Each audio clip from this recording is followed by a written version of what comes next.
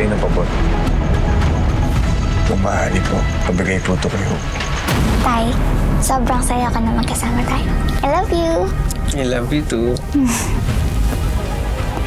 Normal naman po ang blood pressure niyo. Maraming salamat po ulit po. Mang Domingo, hindi kailangan. Tanggapin niyo po ito. Thank you for making this meeting possible. Basta negosyo, hindi ko yan aatrasan. Ang Piedra. Salay. Kailangan ko ng tulong mo. Magkita tayo sa ilog mamayang hating gabi. Dalhin mo ang mga gamit mo. Hindi kita papapuntahin dito kung hindi kinakailangan. Norman, ano ba talaga nangyayari? Pwede mo ba sa akin sabihin yung totoo? Uy, si Pogi! Paparating! Doktor, nandito na tayo. Ano nangyari sa kanya? Huwag niyo namang sabihin na na-aksidente to sa minahan. Doktora, maniwala ka sa hindi. Mas malala pa yung sinabit niya.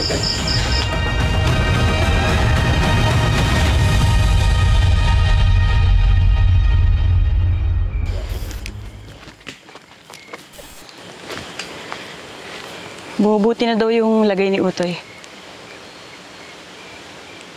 Pahinga ka na muna. Kaya ko pa.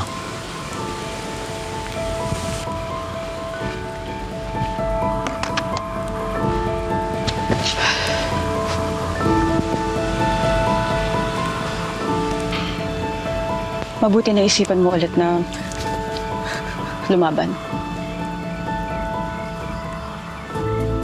Hindi namin kakayanan nang wala ka. Kailangan ka ng buong grupo.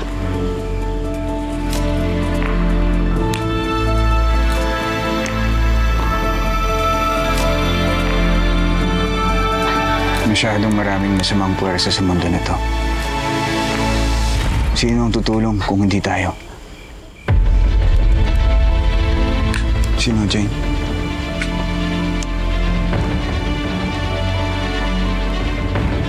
Magiging malaki tong laban na to, Norman.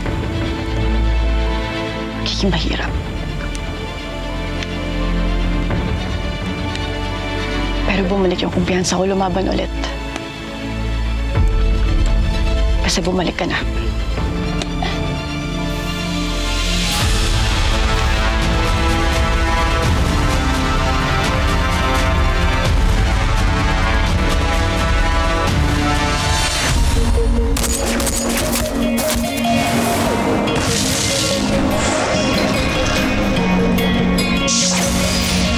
Pababagsakin ka nila, papahirapan ng mga makapangyarihan. Lalo pag nasa baba ka nila, para ka lang madali na tapakan. Nililahin ka nila hanggang mawala ng pag-asa at makakapitan. Ganto na ba ang kapalaran ng bawat isa? Hanggang sa uli, gustong mangarap hindi para sa sarili, kundi para sa iba. Kahit mahirapan na tuloy sa lipunan, puro sabihin, pinipilit ko pa rin naabuti. Alam ko na madaming pagsubok ang dadaan, kahit nakamatayan man sa atin nakapa. Kaya di ka mababayaan, ipaglalaban, hahawa ka ng kamay. Ako'y maninindigan para sa lahat, kahit kaya ko na siya'y mailang. Di mabigay niya, di tumigilan, pinalaban ko pa rin ng mga sisipong susuko.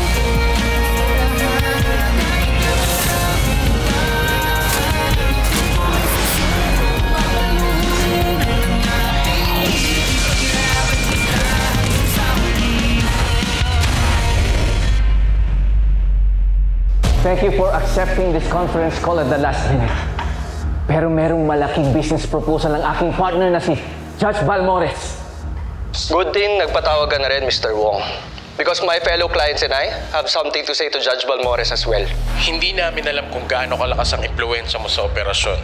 Pero simula nung nakialam ka at pinatigil mo ang pag-deploy ng mga young laborer, unti-unti nang humihina ang kita ng ating negosyo. Relax, gentlemen. That's why I'm here. To offer you a profitable alternative. And that's the Piedra.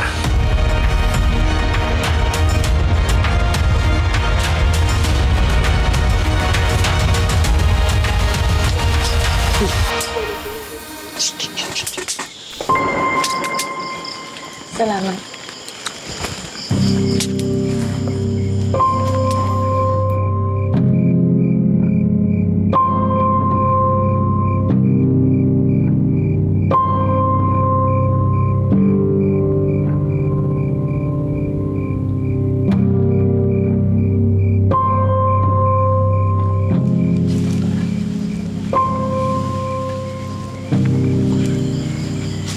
Doktora, kumusta si Utoy? Marami siya natamong sugat. Pero kapag nakapagpahinga siya, gagaling naman siya. Maraming salamat sa tulong mo. Pero kung gusto niyo siyang gumaling agad, dali niyo sa ospital. Masyadong malaki yung risk infection dito.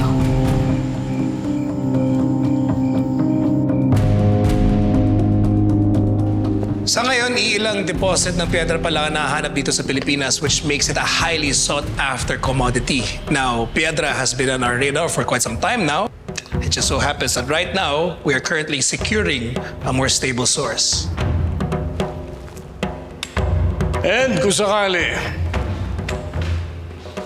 hindi kayo dapat mabahala dahil hawak ko ang lahat ng mga ports.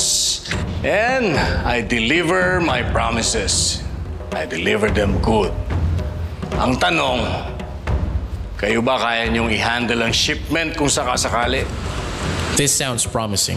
Pero meron tayong sistema kung paano natin ilipat ang ating mga produkto. Pero kailangan nating malaman kung paano natin hatiin ang manpower para sa dalawang operasyon. Good. So speaking of hatian, yaman din lamang na ako ang nag-spearhead ng idea nitong piedra na to. Siguro nararapat lang na ako ang makakuha ng mas mataas sa profit, hindi ba? What do you think? 80-20 sounds good?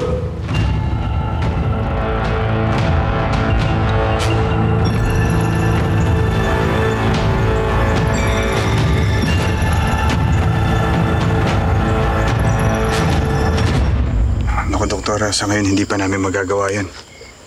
Ano bang ginagawa niyo dito? Bakit kayo nagtatago dito?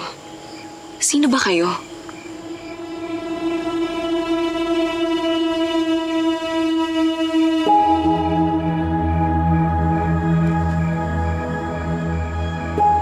O, pwede ba tayo mag-usap doon?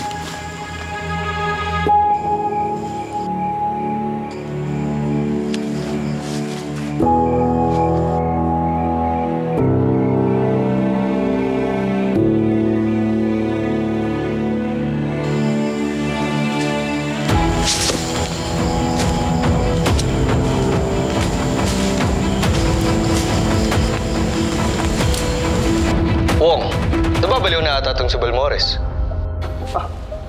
Wait a moment. Judge! Masyado ka naman yata mapagbiro. That's not the way to do business, right? Well, you know, come to think of it, I guess you're right.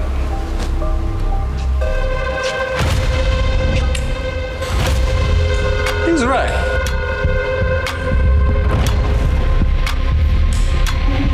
May I? It's nice. Beautiful.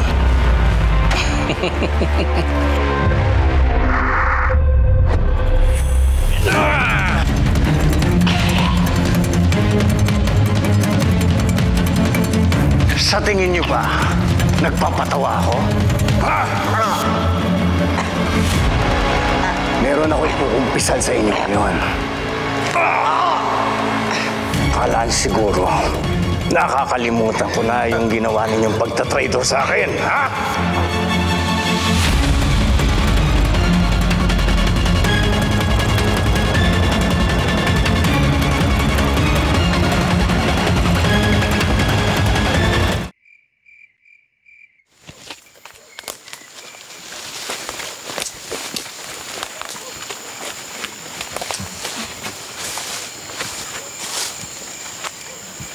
Pag diniretso mo yun, pabalik na yun ng Bayang Pag-asa. Teka, akala ko ba mag-uusap tayo? Ano bang gusto mong malaman ko? Una sa lahat, bakit kayo nagtatago? Pangalawa, sino pinagtataguan niyo?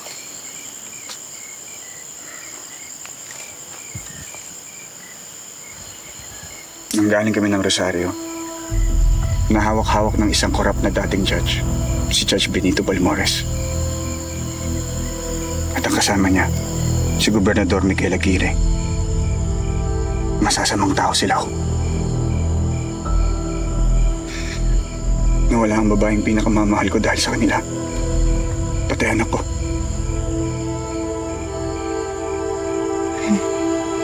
I'm sorry. Sinubukan namin sila itumba. Pero masyado silang malakas. Kaya tumakas kami. Dito kami napadpad sa Bayang Pag-asa. Kaya dito kami nagtago. Sinubukan namin mabuhay ng simple. Ng tahimik. Nagtrabaho ko sa minahan ng kuya mo. 3 taon ko siya nakikita na minamaltrato niya ang mga samahan kong minero. Sobra-sobra ang trabaho. Pero katiting lang ang kita. Kaya hindi ko na natiis at lumaban ako kay Marcos. At sinubukan niya ako ipapatay. Ipapatay? Hindi mamamatay tao yung kuya ko.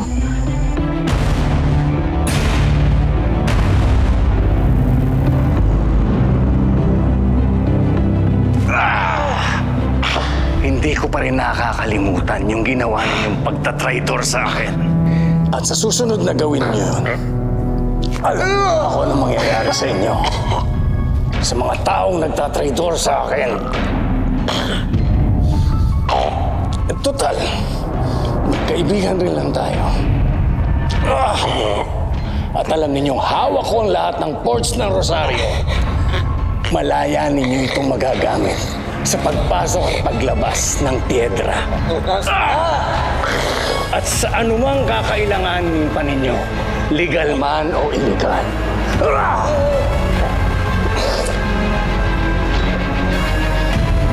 So what do you think? 80-20 sounds good? Huh? Yes! Yes!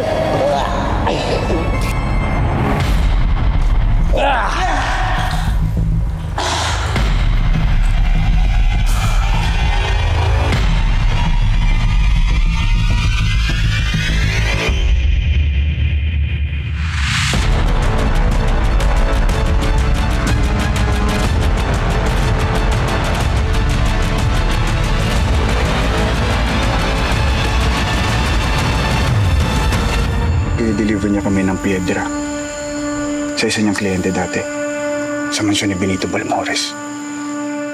Ang taong pinagtataguan namin. Inutusan niya yung kasama ko noon. Nailigpit ako pagkatapos ng transaksyon. Pero nakatakas ako. Bumalik ako ng Bayang Pag-asa nung araw na nasunog yung warehouse ni Marcos.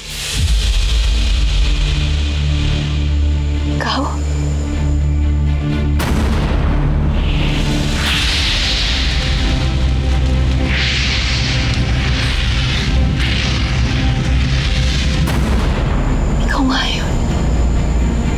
Ikaw yung nagsalba sa amin ni Baste.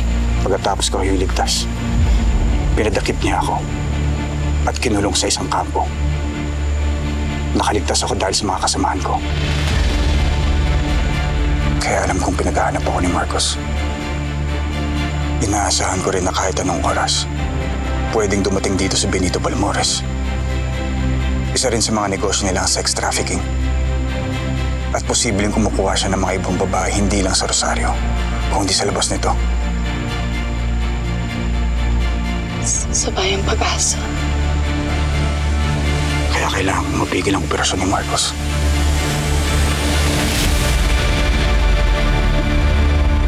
Hindi pa rin ako makapaniwala na kayang gawin lahat ng kuya ko.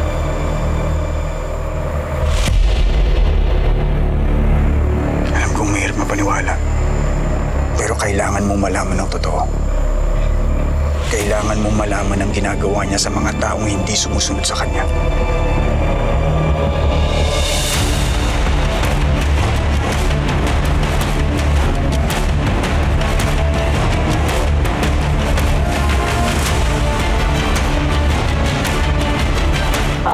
Well, Mr. Wong, I guess it's your lucky day.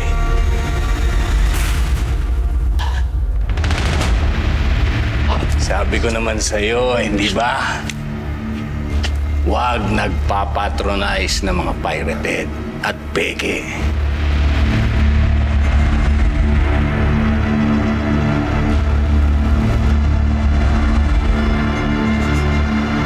Kita mo, sumabog tuloy yung beads mo. Nice doing business with you, Mr. Wong. Thank you, Christine. Let's go, boys.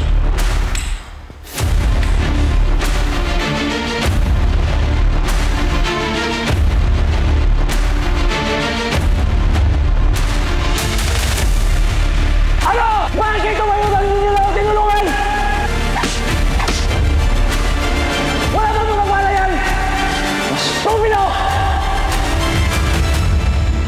Nakikita ko kung paano mo hangaan yung kuya mo. Kaya ayokong makasira ng kahit ano. Pero Hope, kailangan mo malaman ng totoo. Kahit sinubukan niya ako ipapatay, hindi ko magagawang patayin siya dahil sa'yo. Pero hindi to pwede magtagal. Masyadong marami na nakaharkabyado dahil sa kapatid mo.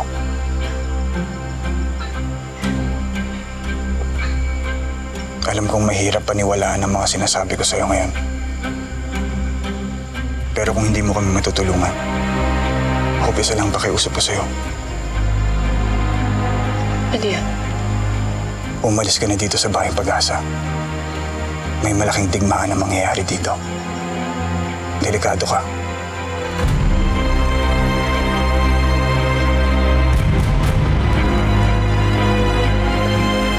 Kailangan ko na umalis. Baka hinahanap ako ni Kuya.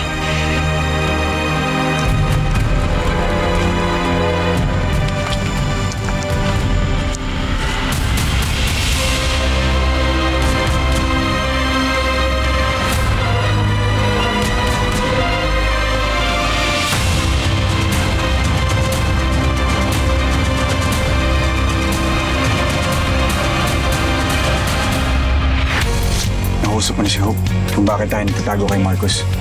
Pati na rin yung sitwasyon natin laban kay Balmores. Sigurado ka ba na hindi tayo ilalaglag doon sa kuya niya? Bantayan niyo yung kabilang minahana. Maaaring dumating sina Norman sa kahit anong pagkakataon. Kaming bahala, boss. Tara, marami pa. Hindi ba nasasakyan? May sasakyan na tayo? Social na tayo ngayon? Ang ganda! We're going somewhere.